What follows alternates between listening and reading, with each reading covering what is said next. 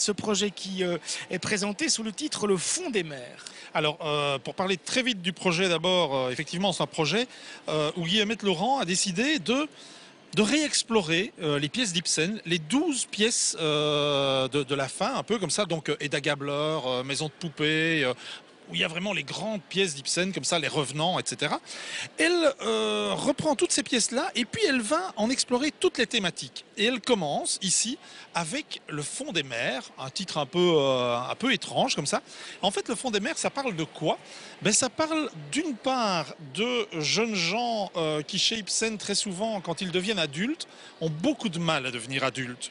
Ils ont vécu une vie, ben voilà, ils étaient jeunes, ils vont trahir leurs idéaux. Toujours chez Ibsen. Ils n'arrivent pas à se faire à l'idée qu'ils sont adultes et qu'il faut devenir parents, par exemple. En même temps, ils rêvent d'être parents, ils veulent des enfants. Puis quand les enfants sont là, ils commencent à se dire, mais ces enfants, ils sont en train de me bouffer, ils prennent ma place vis-à-vis de mon mari, par exemple. Et puis arrive le pire, bien entendu, l'enfant meurt. Et à ce moment-là, ça devrait être tragique. Et dans certains cas, pour certains, c'est une délivrance. Ce qui est une chose qu'on ne peut pas dire, qu'on ne peut pas mettre sur un plateau normalement.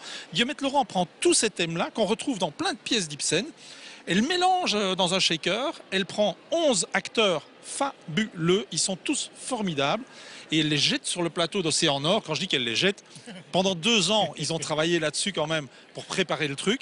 Et donc vous allez... Oui, ils ont appris à tomber. Voilà, vous allez les reconnaître de temps en temps. Vous allez reconnaître Nora de Maison de poupée. Vous allez reconnaître Hedda Gabler qui est dans une scène. Et puis, tous ces personnages vont se croiser et vont passer justement dans ce...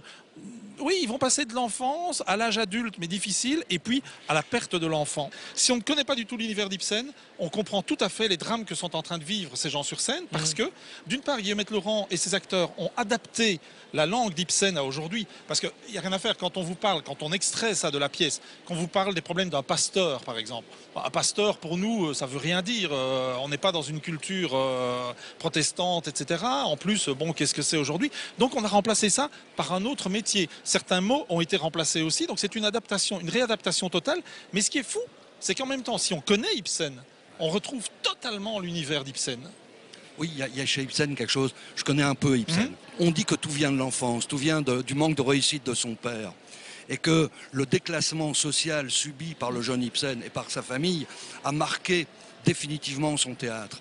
Et on raconte aussi qu'il était monté un jour tout en haut du clocher et que de là, il a regardé grouiller l'humanité en bas de l'église ou du temple, je ne sais pas, de son village. Et quand il est redescendu, c'était la catastrophe, quoi. Il était déjà mort, pratiquement. Et Ibsen, à partir de ce moment-là, est passé presque pour un ressuscité. Et c'est une thématique qui hante son œuvre. Ce qui est magnifique, c'est que lui, il nous a raconté ça, Ibsen, avec une langue très, très froide, très quotidienne. C'est pas des grandes envolées poétiques, hein, chez Ibsen, pas du tout. Et Guillemette Laurent arrive, avec ses comédiens, à nous donner la même impression, comme si tout ça se passait aujourd'hui. C'est-à-dire que on n'est jamais en train de regarder du haut d'un clocher, on est avec eux. Et ça se passe quand Ibsen, c'est quelle période?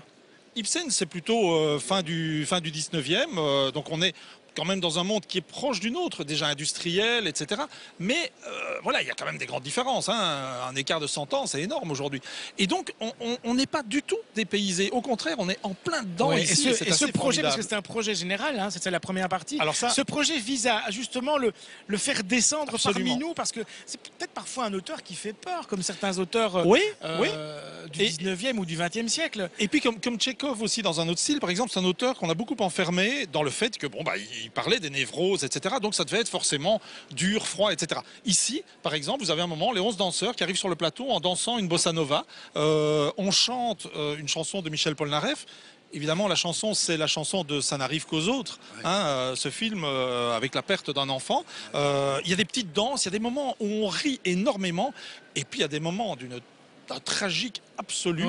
Donc c'est vraiment une pure merveille, je trouve, ce spectacle. Et c'est le début d'un très long processus, puisqu'ils ont prévu de travailler là-dessus pendant 10 ans. Voilà, le projet Ibsen, première partie, Le Fond des mers. C'est donc une mise en scène et un projet de Guillemette Laurent, avec de formidables comédiens sur scène, dont Catherine Salé, par exemple. Catherine Salé, Véronique Dumont, Marie Bosse, voilà, Bruno Mélanie Marin. Rullier. C'est jusqu'au 16 mars, vous allez au théâtre de l'Océan Nord pour voir ce spectacle, ou sur le site pour en savoir plus. Et puis merci.